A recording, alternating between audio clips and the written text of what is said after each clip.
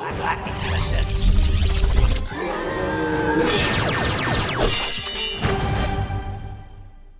I'm Peter Franson from christiangeekcentral.com. Oh wait, no, don't start that way. Oh yeah, my editing skills are crap, but can the same thing be said about The Circle? Stick around and find out. I haven't done any prep because I gotta pick up my boys. I'm gonna be late. I gotta do this review really fast.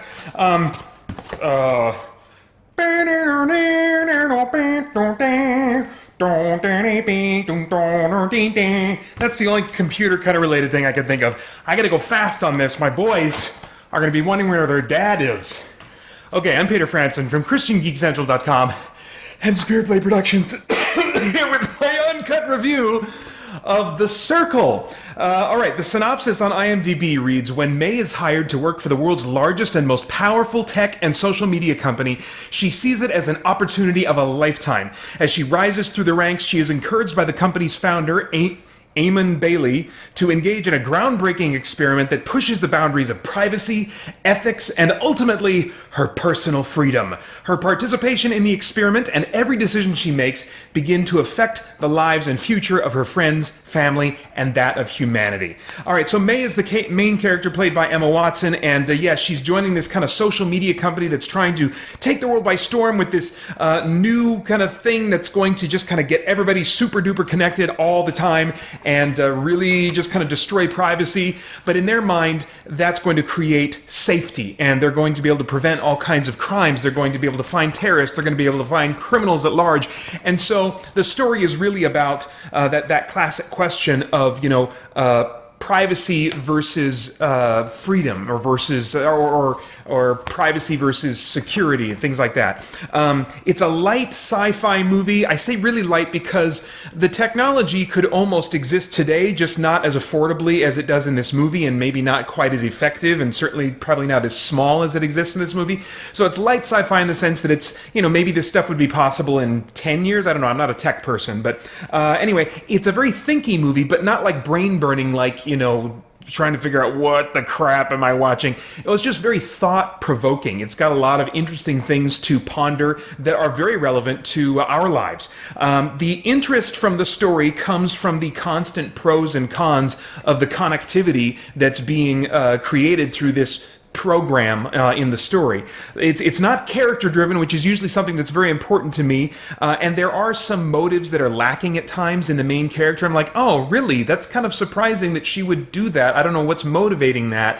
There was two key moments that she went in a direction I didn't expect, and I didn't feel like the script had really kind of earned her making that decision. I didn't understand how she got there, but anyway. But motives are still presented for at least the main character. Now, I'm not often engaged in story-driven sci-fi, but this was kind of an exception for me. It just had me on the edge of my seat wondering every scene, man, what's next? What's going to be the next freedom that they're going to sacrifice, or the next bit of privacy they're going to sacrifice, in order to try to create this environment of safety, or this utopia of advancement in human society.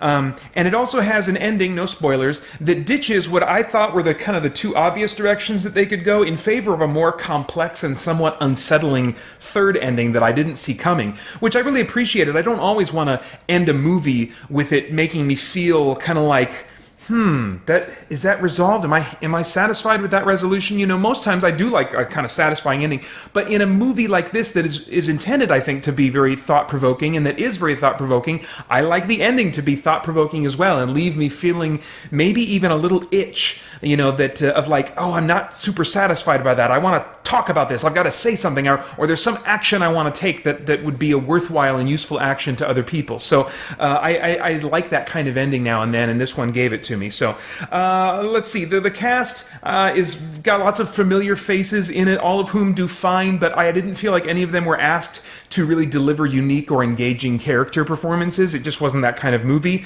I think it could have been cast in a ton of different ways and still largely been the same movie.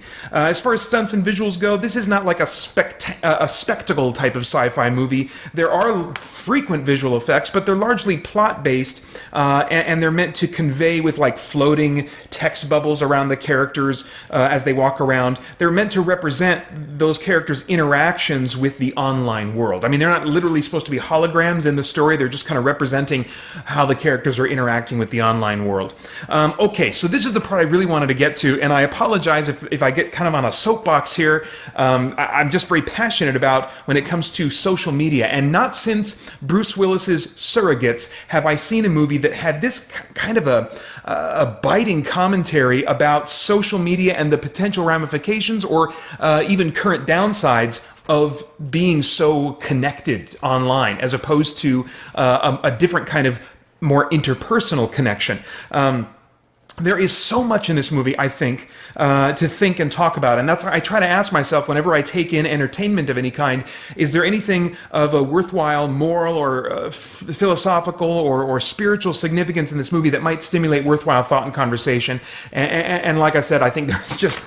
excuse me, a ton in this movie. There's just too many juicy bits of dialogue for me to remember. I mean, I could watch this and record a commentary track, just picking apart like, oh, pause. Did you notice what he said there? Did you notice the words he chose? Okay, what are the ramifications of that? What are the pros and cons of that? There's a lot of that in my experience in this movie. But I'll try to just touch on three what I think are major themes in the movie. The first is privacy versus well-being. There are safety measures that this, what's it called? It's called Sea Change or something. I don't know. It's just called it's like evil Facebook, we'll call it, okay? This evil Facebook program that they're wanting to create. There are safety measures that could come with it that would prevent car accidents, that would prevent crimes, prevent children from being kidnapped. The main character, on a personal level, is gaining fantastic health insurance benefits, and she has a father with ailing health. It's wonderfully played by Bill Paxton in possibly his final role before his death. There's just, well, let's see, what else? Sorry, I got distracted by that thought there. Crime prevention, corruption prevention. One of the big things they're advocating for is this program is that, like, now politicians and big businessmen and stuff like that, they wouldn't be able to get away with all these shady backdoor deals and stuff, that it would all be out in the open, And so that's kind of like, but at the same time, there's obviously major costs to people's personal lives when you take away privacy like that, even when you just are taking it away solely in their work environments. I mean, think about that. Every phone call, every email being public in a company, there's just a lot of ramifications for that. Okay, I gotta keep going. My boys are gonna be waiting. Let's see. The second theme was transparency versus just being on. One of the things that the main character May does to show her commitment to the company is she goes transparent, meaning she wears one of their super small cameras on her at all times, and she walks around and just lets everyone experience all of her life except when she's sleeping or going to the bathroom. And so the whole time she's kind of interacting with people. It's very much an exaggerated reflection, I think, of the Instagram, Snapchat, and Twitter type of culture that we have going on now, where people are just kind of sharing their lives, and to a degree like live streaming, depending on what kind of content you're live streaming or whatever. But she's doing it all the time, and she's got all these followers, and she's always kind of interacting with them and talking out loud to herself and stuff like that. It's like a vlog that lasts 12 hours a day, or more. It would be closer to 16. Anyway, what was interesting was that the character May, she felt like she was kind of on when she was doing that. And I can relate to that a little bit. There's a sense in which, I'm bringing myself to all the content that I create, but I'm also trying to be engaging and entertaining and stuff like that, so that you guys will stick around for what I hope is the useful content that I'm trying to provide. And so you kind of get that sense with May a little bit too, that she's kind of on. She's not being 100% completely how she would be in any given, off-guard moment that you might catch her in. She's just a little bit recognizes that she's on camera. And so even though she calls it transparency, it was obvious to me as a viewer. I was like, yeah, she's not really being herself, though. And this is where I get on my soapbox a little bit.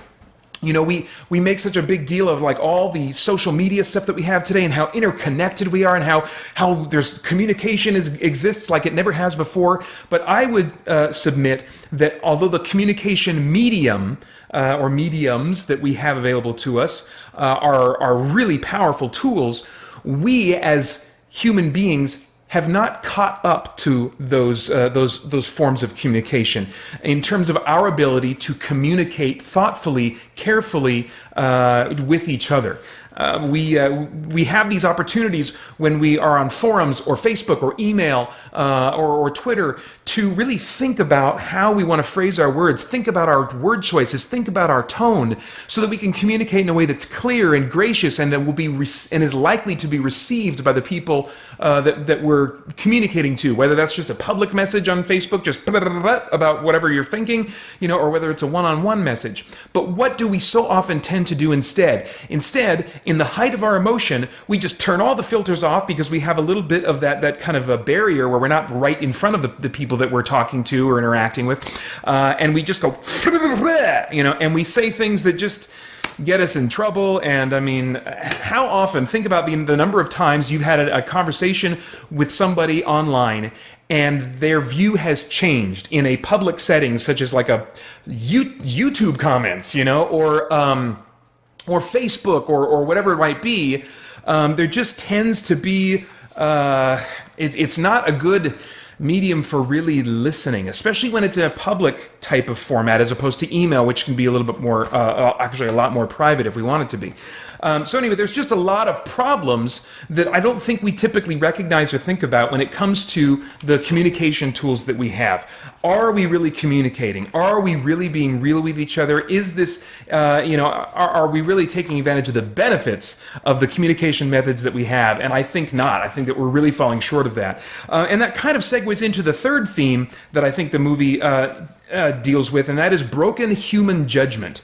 As soon as she goes online, and her first scene is like in her bedroom, and she's like waking up for the morning. She's like, "Hi, everybody," and they show all these pop-up bubbles of like the different people that are like watching her, and they're leaving their little comments and stuff like that. And one of the first ones up there was she needs design tips for her bedroom or something like that.